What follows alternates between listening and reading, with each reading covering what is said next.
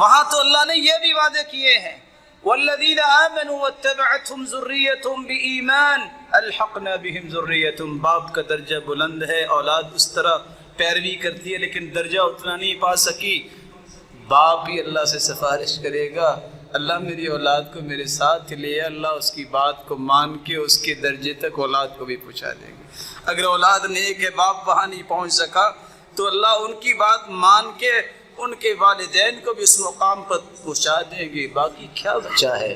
اس لیے دنیا کی پریشانیوں سے بڑھ کے اس آخرت کی اور حسن خاتمہ کی پریشانی ہونی چاہیے. اللہ ذوالجلال ہمیں ایمان کی خوبصورت کیفیت میں رکھے اور جب بلائے تو اس سے بھی خوبصورت کیفیت میں اپنے پاس بلائے. نیک موت، اچھی موت، اس کی کچھ علامتیں ہیں. انسان کو اللہ مرنے سے پہلے خوشخبری دے دیتے ہیں، اس لیے موت کا خوف اس سے دور ہو جاتا ہے، بلکہ وہ خوشی خوشی اپنی عبادت، تیاری، ذکر میں مشغول رہتا ہے. اس پہ موت کی یہ ہلکانی ظاہر نہیں ہوتی. اللہ کے رسول بھی کلمہ پڑھتے پڑھتے، گفتگو کرتے کرتے، اور صحابہ کرام بھی اللہ کے پاس گئے. دوسری نشانی جس کو اللہ ذوالجلال کلمہ نصیب کر دے، اس سے بڑا کوئی خوش نصیب نہیں.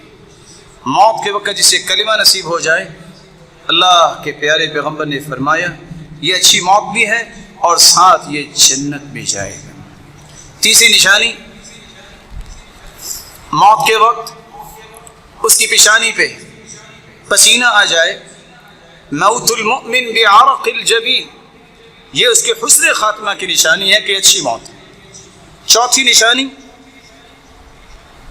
جمعے کے دن یا جمعے کی رات کو جو فوت ہوتا ہے اللہ اسے عذاب قبر سے محفوظ فرمائیں گے، جیسا کہ جامع ترمذی کی روایت. پانچویں نشانی، اللہ کے دین کا دفاع کرتے ہوئے جو دنیا سے چلا گیا، یہ بھی اس کی اچھی موت ہے. اور اس سے اپنی جان کا دفاع کرتے ہوئے جو اللہ کے پاس چلا گیا، یہ بھی اس کی اچھی موت ہے. رسول اللہ صلی اللہ علیہ وآلہ وسلم نے فرمایا جو میدان جہاد میں اپنی جان دے بیٹھا، یہ بھی حسن خاتمہ کی نشانی ہے. طاعون کی بیماری میں جو فوت ہو گیا، یہ بھی شہید ہے. الطاعون شہادۃ لکل مسلم، صحیح بخاری کی روایت 5732 کہ جو طاعون کی بیماری میں جو ایک وبائی مرض تھی، اس سے جو فوت ہو جائے وہ شہید ہوگا. رسول اللہ صلی اللہ علیہ وآلہ وسلم نے فرمایا الموت بداء البطن، پیٹ کی بیماری سے کوئی بیماری جس کا پیٹ کے ساتھ تعلق ہے اور وہ فوت ہو جائے وہ شہید ہوگا. المبطون شہید، صحیح بخاری کی روایت ہے. جو ڈوب کے مر جائے پانی میں، یا اس پہ کوئی چیز گر جائے، پہاڑ یا کوئی چھت یا کوئی اور چیز، فوت ہو جائے، آپ نے فرمایا وصاحب الہدم شہید والغریق شہید، جو پانی میں ڈوب جائے وہ بھی شہید ہے. کسی کو آگ لگ جائے اللہ سب کو محفوظ فرما دے، وہ بھی شہید ہے. آپ نے فرمایا الموت بداء السل، ایسی بیماری جس سے پھیپھڑے ختم ہو جاتے ہیں، شہید ہے. المبطون شہید، آج کل کی کرونا وائرس بیماری کی وجہ سے پھیپھڑے، کڈنی اور یہ ساری چیزیں ختم ہو جاتی ہیں. جو اس طرح اللہ کے پاس چلا جاتا ہے وہ شہادت کا مرتبہ پاتا ہے. یہ اللہ کے پیارے پیغمبر صلی اللہ علیہ وسلم کے فرامین آپ سن رہے تھے. اس لیے مرنا تو ہے، اس کے لیے تیاری کرنا یہ ہم سب کی ذمہ داری ہے.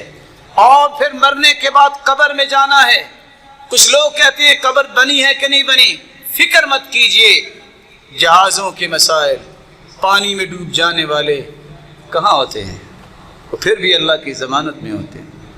صحیح بخاری کی روایت، ایک شخص نے کہا بیٹوں میں نیکی تو کوئی نہیں کر سکا، ایک کام میرا کر دینا، جب میں مر جاؤں فَإِذَا أَنَا مِتُّ فَأَحْرِقُونِي ثُمَّ ذَرُّونِي، میں مر جاؤں تو جلا دینا، میری راکھ کو ہواؤں اور فضاؤں میں اڑا دینا اور سمندروں اور دریاؤں میں بہا دینا. ایسے کیا گیا. اللہ نے حکم دیا، ساری راکھ اکٹھی ہو گئی. کہا میرے بندے تو نے ایسا کیوں کیا؟ کہ اللہ اس خوف سے فرقا منک، تجھ سے ڈرتے ہوئے، کہا مجھ سے ڈر گئے ہو، جاؤ میں تجھے معاف کرتا ہوں. کیسے اللہ نے اکٹھا کر لیا؟ کہاں تھی اس کی قبر؟ اس لیے جو موت کے بعد کے مسائل ہیں وہ اللہ ہی جانتا ہے. کچھ لوگوں کا یہ ذہن ہوتا ہے پتہ نہیں کیا بنے گا موت کے بعد، کیا بنے گا؟ عبداللہ ابن الزبیر رضی اللہ تعالی عنہ، انہوں نے ماں سے کہا تھا مجھے ڈر ہے کہ مجھے سولی پہ لٹکا کے میری لاش کی بے حرمتی کریں گے۔ کہا بیٹا جب بکری ذبح ہو جائے تو اس کو کیا پتہ چلتا ہے کہ کھال اتار رہے ہیں کہ اس کے جسم کا کوئی حصہ کاٹ رہے ہیں، اللہ کے دین کا کام کرتے رہو، اس طرح کی پریشانیاں نہیں لیا کرتے۔ ایک مسلمان کو قبر کے عذاب سے بچنے کی بھی فکر رہنی چاہیے۔ سورۃ الملک کی روزانہ تلاوت کر کے سویا کریں۔ صدقہ کرنے والا قبر کے عذاب سے بچ جائے گا۔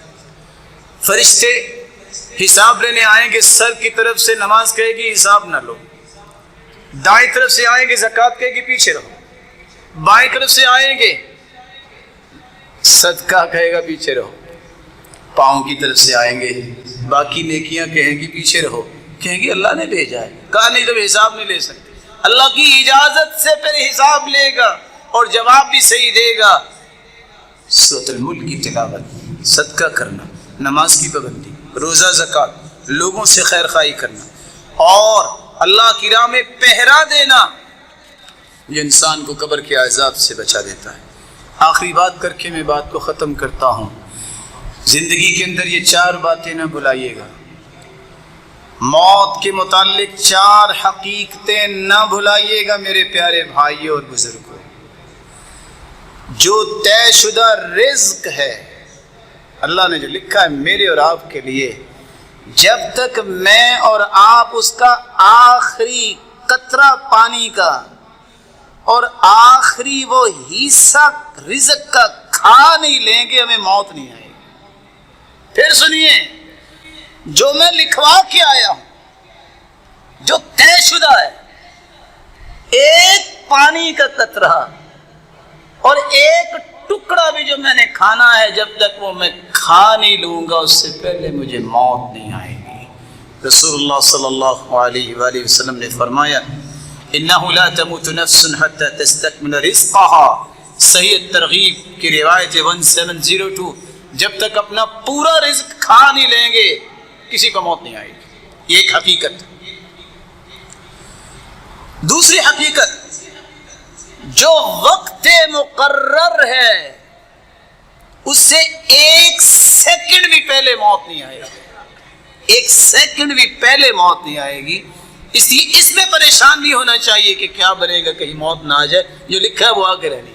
موت کا کوئی علاج نہیں ہے، بیماریوں کے علاج ہے، اس لیے موت کی حقیقت سمجھنی چاہیے، پہلے نہیں آئے گی، وقت مقرر پر آئے گی۔ اگر وقت مقرر پر آنی ہے، اللہ نے کہہ دیا ہے، تو پھر اللہ کا فیصلہ اچھا ہوگا۔ میری خواہشیں پھر اچھی نہیں ہوں گی کہ میں اور زندہ رہتا، فلاں اور زندہ رہتا۔